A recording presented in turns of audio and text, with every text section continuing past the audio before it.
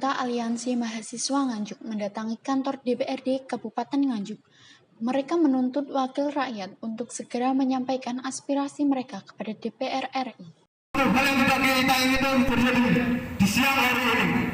Dengan pengawalan ketat dari aparat kepolisian, aksi damai ini berlangsung di depan gedung DPRD Kabupaten Nganjuk.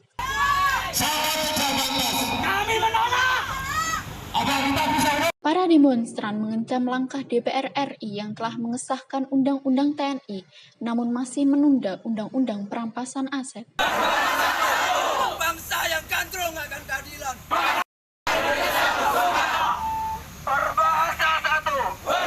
Koordinator aksi Said Rohman menyatakan bahwa DPRD Kabupaten Nganjuk telah berjanji akan meneruskan tuntutan mereka ke DPR RI dan menunggu jawaban resmi dari Komisi 1 pada tanggal 8 April mendatang. Untuk aksi kali ini yang mana kita dari Aliansi Mahasiswa Nganjuk juga bersama mengajak elemen masyarakat tadi mengaspirasikan beberapa tuntutan kaitannya hal yang terjadi sekarang di negara ini, problematika yang ada tentang adanya pengesahan RUU TNI yang itu memunculkan dampak yang begitu besar bagi masyarakat.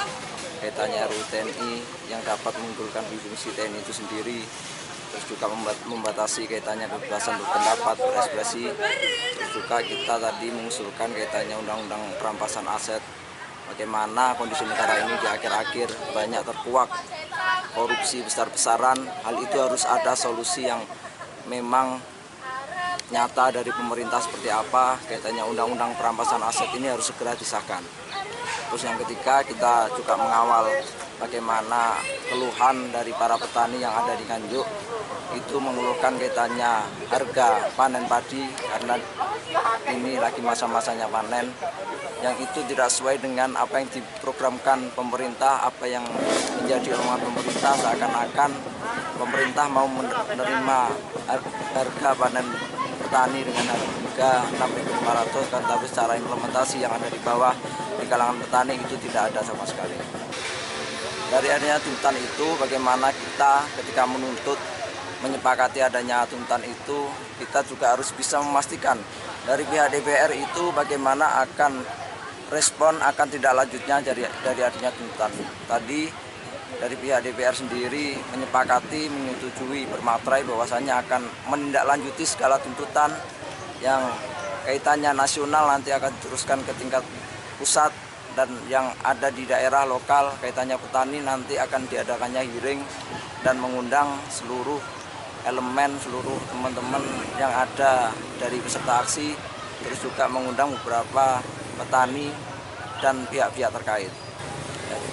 Karena dari jaminannya DPR, kita tadi sudah adanya sebuah kesepakatan bahwasannya di tanggal 8 itu kita akan adanya sebuah jawaban kaitannya untuk penyuaraan aspirasi di tingkat pusat, dan besok itu akan ada hearing yang berkaitan membahas petani yang ada di Nganjuk.